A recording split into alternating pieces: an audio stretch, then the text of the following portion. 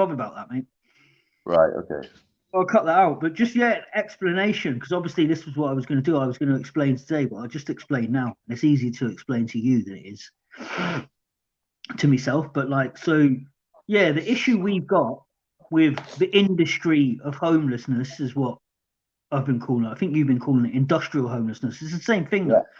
But the issue that I've got right with the industry of homelessness is the fact that I went to work in that hostel and I quit pretty quickly. And there were a few things that I didn't like. On the second day, they brought in two people to give a workshop about racism, which was absolutely fine. It was a good hour, but then all of a sudden at the end of it, they started asking the residents how they thought that they benefited from white privilege, which I just thought was really, really distasteful.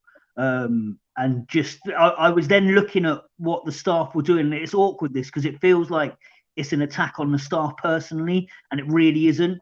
So like the best way I can describe that is that I know that those staff wanted to be a homeless support worker, so they applied to be a homeless support worker, and they're compassionate. That's what they want to do, and then they get accepted to be a homeless support worker, and they go in there with all the compassion, and they are very compassionate. I will say that was clear. That they've got a lot of compassion for their residents. But when they turn up, they're like, right, how do I be a homeless support worker? And they get told how to be a homeless support worker. And then they do what they've been told. And then they're like, yeah, here I am being a homeless support worker, right? And me and you have talked about this.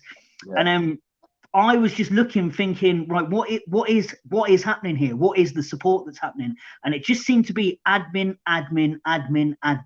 Just every conversation they had to do a bit of admin. It was on 6 different systems on the computer or something silly like that. It was just really admin intensive. So most of their day, it seemed, was doing admin. And then from there, we did room checks, and I went round to some of these rooms, and some of the rooms were bad, mate. Do you know what I mean? People were living in their own squalor. And I was saying, like, and I was saying, well, do you not make them tidy their room? And they were like, oh no, this is how they choose to live. It's independent living, we try and get them to, we tell them to, but if they don't, there's nothing we can do. And I was just thinking, well, no, you really should be going up there and making it clear that they've got to tidy their rooms and stuff, like, do you know what I mean? And then from there, they've got these flats on the side, and we did some room checks on the flats. And I'm telling you, mate, these flats were as bad as anywhere that you or I have ever been, and I'm including all the places that you've done heroin in, all the places, the grim places that we've ended, the grim places we've ended up, mate. These flats were exactly that. And then I quit for a few reasons. I was saying, look, the support that I give is far more practical in my mind than what they're giving. I was probably a bit of a coward, to be honest, because I said, like, what you're doing is fine, I understand it and that, like, but it's not what I do. And then I left. But then I was really, really thinking about it, and I've started working with 2 of the lads that were from there at the shop and everything, and you've seen it. They've been coming to the gym and everything. Yeah. Do you know what I mean? And then obviously I've got to know them, and they've told me a bit more about it. And then, I find out that they can't get jobs there because the rent's £1,500 a month the moment they get a job. And I'm like, what? £1,500 a month? And then you find out that that's paying for the support. And then I find out that one of the lads has been there for 4 years. And straight away, me and you were talking about, I'm like, if you're telling me that you're getting £1,500 a month to give someone support, to give someone homeless support, why are they still in the homeless hostel 4 years down the line? Like, do you know what I mean? 4 years down the line, did the kid even have a provisional license? I think you've got kids on programs. You know what I mean? They just do a course for so many weeks and they get so many driving lessons. Why aren't they? I was saying, like, for £1,500 a month, right? Why hasn't he got his driving license? Why hasn't he got a CSCS card? Why hasn't he got some kind of, do you know what I mean? Why isn't there any practical support? What is it that £1,500 a month's paying for? And then you realise that it's paying for everyone's wages, right? So the whole place is run by a charity, right? And I get it, like, so that money, that pays for the support, which is, all the different people. And again, it's not meant to be a personal attack on a staff, but there was an occupational therapist there whose job was getting them to make Christmas cards and stuff. And I'm like, how is making Christmas cards helping anybody? Do you know what I mean? Like, all right, you're keeping them occupied, but actually you need to get them out of here. That should be the whole goal, is to get them out of there, ready to live. 2 things about the support side of things. So one, you're saying the £1,500, right? And I'm getting the stats through a friend of mine at Crisis. But the breakdown of that £1,500, and it works out, they're paying more in support, especially with the increase the government brought in, the scheme of giving each person £70 extra for support, and that's where a lot of B&Bs and hotels and stuff like that went into support accommodation because they got that extra money. So when you break it down, you're actually paying more in support, and you on your bills and your rent. And I just, for me, all I look at is you're now telling someone not to go and get, and I saw them saying, make sure you don't work over so-and-so hours because then you'll have to pay full rent. So you're now telling someone not to go and get a job. Somebody that's homeless, that you're trying to get out of that situation, you've got to tell, don't go and get a job because otherwise you won't be able to afford the rent that we get off of housing benefit, right? And then this is where it got a bit deeper for me, mate, is that I went away, right? And I really thought about those flats, right, where I saw those people living in squalor, and they were living, you remember this, mate, from when we were right down there. They were living in the dark because they'd run out of electricity. They'd pull their mattress into the front room. They were surrounded by absolute shit everywhere. Do you know what I mean? Drug paraphernalia everywhere, no heating, really, really, really, really grim existence, right? So let me finish because I can see you dying to talk, but a really grim existence, right? And then I went away, and I remember that, mate. I remember being that, not I didn't get quite as low as that, but I still remember being in dark places, you know, little cocoon to yourself, looking out the window thinking, like, how has this happened to me? Like, why am I living like this? And it was really miserable. And the fact that £1,500 is changing hands every single month for somebody to be living like that is a disgrace, mate. It is a full-blown disgrace. And then, you know what I'm like, I went off, I looked at the wages. So that hostel's run by Home Group. I'll name names. I know you didn't on the radio, I don't care. Like, that's run by Home Group. The Home Group manager is a charity, but the manager's on 137 grand a year. So he's only getting that money because somewhere down the line, in my mind, it's not he's only getting it, but somewhere down the line, somebody is living the most miserable existence ever, and there's £1,500 being changed hands every single month, right? And that goes towards his wages, and that doesn't sit right with me at all. And then you look at me and you have been talking, how many hostels are there? How many support workers are there? How many social workers are there? You know, this whole industry built around people not being moved on and not being given practical support. And just, you know, for me, it all just feels a lot like bullshit, if I'm being serious.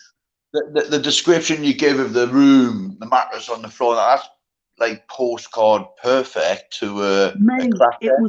You know what I mean? They were crack dens. They were crack dens. These flats, you know, people were living in crack dens. And I got the picture, and about the support thing, mate. I mean, you were in the midst of it. I've been on the resident side of things, you have, but then you were on the staff side of the hostel. So how many residents was there to staff supporting? Well, they're understaffed at the moment. Do you know what I mean? They're understaffed, but then I think if you're understaffed, how many residents? There's 75 rooms altogether, and I think they're supposed to have 3 people on each floor. So that's 3, 6, 9, maybe. I think they're supposed to have, I don't know, 12 staff or so. I don't know, but there's 75 residents, and just that's a lot of 1,500s, isn't it? Well, it's a lot of 1,500s, but where I'm coming from it, how can 3? So on each floor, you've got 70 residents, you know what I mean? You've got 20 plus each floor. Like that, right, so if you've got 3 members of staff on each floor for all them residents, how are they supposed to even have the time to engage, to give the full support that they should be given to them residents that deserve it? They did give support, do you know what I mean? But they give what Home Group have told them support is, do you know what I mean? So they give the support that they're told, oh, this is what you do as a homeless support worker. Whereas I walked in there, and the 2 lads that I was speaking to, that I'm working with at the moment, like, one's 21, one's 24. Neither of them have got massively complex problems. Do you know what I mean? They're not like drug addicts or anything like that. They're both healthy young men. And I was saying to them straight away, what he's doing, why he's just sitting here doing nothing. And it took 2 days, mate, before I just got in their head and said, what are you doing? Like, this can't be your social life. You need to start working towards getting the fuck out of here. Gym every day, looking after themselves, started eating properly at the shop, just a little bit to do, nothing major. One of them's on a driving course. All it took was a little bit of practical support to say, look, you need to get busy, lads, because, do you know what I mean? Like, you're wasting away here. You're absolutely wasting away. It's also not babying them and talking them on their level. At some point, you're not being rude, but you're just being up front and straight with them, which a Yeah, lot yeah, of the I've been up front with them. I told them every day that I work with them. I tell them that they're just far better than their surroundings, and that, but it's like what we were talking about. They are in their surroundings, mate, and that's more like me when I was in hostels, because I didn't have the real bad drug problems that you did, and I was fairly normal, and do you know what I mean, like on a day-to-day basis. Do you know what I mean? I didn't look a mess or anything like that. I wasn't. I was healthy enough, right? But I was just surrounded by chaos. And one of them was saying that he'd never seen crack cocaine before he moved into that hostel, and he had someone blow it into his face. I know that, just after I left, somebody got caught smoking crack cocaine in one of the communal kitchens. And, I've made a complaint about it, and I said, like, I understand that there needs to be an element of common sense around drugs in environments like that. But people smoking crack in communal areas with no warnings or anything given is just like, for the lads that aren't from that background and don't fucking know that's not acceptable. Do you know what I mean? It's not acceptable at all. So yeah, there's lots that I don't like at all. And sort of we've been calling it the industry of homelessness. You've been calling it industrial homelessness. I like that as well. But it is true, mate. And a few what was good was when I put that post up on Facebook, just saying, if they go and get a job, it's £1,500 a month. And people that don't know about the system were like, are you for real? And then those of us that did know the system, we were all like, yeah, it's always been like that. Because it's always been like that, isn't it? Yeah, always, mate. And it won't change anytime soon. You know what I mean? But people need to open their eyes, to the bigger picture of people profitising off people's misery. It's just such an upside down system that once you're in it, like, how do you get out of that? Do you know what I mean? Like, once you're in that hostel, right, you basically shouldn't go to work. That's what they say, right? Just live here and don't go to work and do the little bits and bobs. The only thing that pushed me out of the hostel, like living in the hostel, the reason I went out of the hostel was because I had to go out and support my habit. Yeah. You know what I mean? I couldn't support that in the hostel, but then you've got the kids, which I knew were in there, that didn't have a habit, weren't on the key. I didn't even smoke weed, and they were stuck there. Yeah, that's what I mean. That's where the problem lies for me, because it's like, well, so what support do you give them? We help them with their house and benefit forms and everything. You need to be helping them get the fuck out of here. Do you know what I mean? Like, that is what you need to be helping them do. The kids that haven't got the underlying issues of addiction or mental health, they should have everything put to them. But at the same time, as I just said, only time I went out was to obviously to go and get me money, and I'd come straight back. They knew that as well. They never helped me address it, you know what I mean? So there's two sides to like where all the support's going wrong.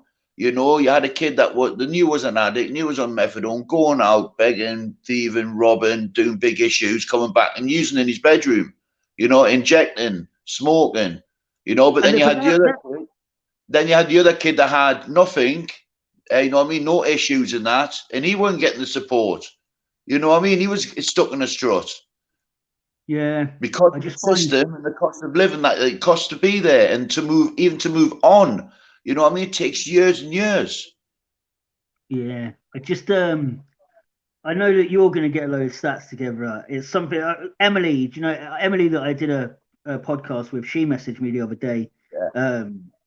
She just said, "Don't let this bone go," and I was like, "Yeah, you're right. Yeah, because it's just I've always hated hostels. I was being a bit naive going to work there, to be honest, thinking that it'd be a nice story and that, and things would have changed. And when I got there, it feels a bit shine on the staff there, because I know that they're nice people and they're doing what they think is the right thing. But I'm sort of looking at the bigger picture of it all and looking at the whole sort of industry, and I'm thinking there shouldn't be this many of you here. Do you know what I mean? And actually, if that £1,500 a month, right, you can't afford to go and get people driving licenses because you're paying for the staff, sack a member of staff.